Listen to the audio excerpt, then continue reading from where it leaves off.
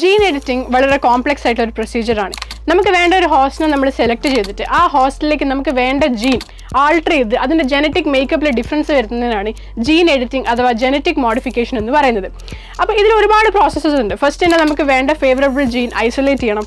അതിനുവേണ്ടി DNA cut ചെയ്യാൻ we use restriction enzymes. അതിനുശേഷം ഈ ഐസൊലേറ്റ് ചെയ്ത ജീനിനെ ഹോസ്റ്റിലേക്ക് ഇൻകോപ്പറേറ്റ് ചെയ്യണം. അത് നമുക്ക് വെക്ടർ മീഡിയേറ്റഡ് ആയിട്ടുള്ള അതേപോലെ നോൺ വെക്ടർ മീഡിയേറ്റഡ് ആയിട്ടുള്ള ടെക്നിക്സ് ഉണ്ട്. വെക്ടർ മീഡിയേറ്റഡ് എന്ന് പറയുമ്പോൾ PBR322 പോലത്തെ വെക്ടേഴ്സാണ് നമ്മൾ യൂസ് ചെയ്യുന്നത്. ആൻഡ് നോൺ വെക്ടർ മീഡിയേറ്റഡ് എന്ന് പറയുമ്പോൾ ജീൻ ഗൺ അല്ലെങ്കിൽ മൈക്രോ ഇഞ്ചക്ഷൻ, ഇലക്ട്രോപോറസിസ് അങ്ങനത്തെ ഒരുപാട് മെത്തേഡ്സ് ആണ് വരുന്നത്. അപ്പോൾ ഇങ്ങനെ ജനറ്റിക് മേക്കപ്പിൽ ആൾട്ടറേഷൻ വന്ന ഒരു ഓർഗാനിസത്തിനെ നമ്മൾ വിളിക്കുന്ന പേരാണ് ജനറ്റിക്കലി മോഡിഫൈഡ് ഓർഗാനിസം. ഓക്കെ, അപ്പോൾ ഇത് വളരെ കോംപ്ലക്സ് ആയിട്ടുള്ള ഒരു പ്രൊസീജിയർ ആയതുകൊണ്ട് തന്നെ ഇത് ഒരു ചെറിയ ടൈമിൽ പറഞ്ഞു തീർക്കുന്നത് പോസിബിൾ അല്ല. ബയോടെക്നോളജി പ്രിൻസിപ്പിൾസ് ആൻഡ് പ്രോസസ്സസ് എന്ന് പറയുന്ന ചാപ്റ്ററിൽ ഇതിൻ്റെ എല്ലാ പ്രോസസ്സസും തിയറിയും ഡീറ്റെയിൽ ആയിട്ട് ഡിസ്കസ് ചെയ്തിട്ടുണ്ട്. പോയി കണ്ടു നോക്കിക്കാം.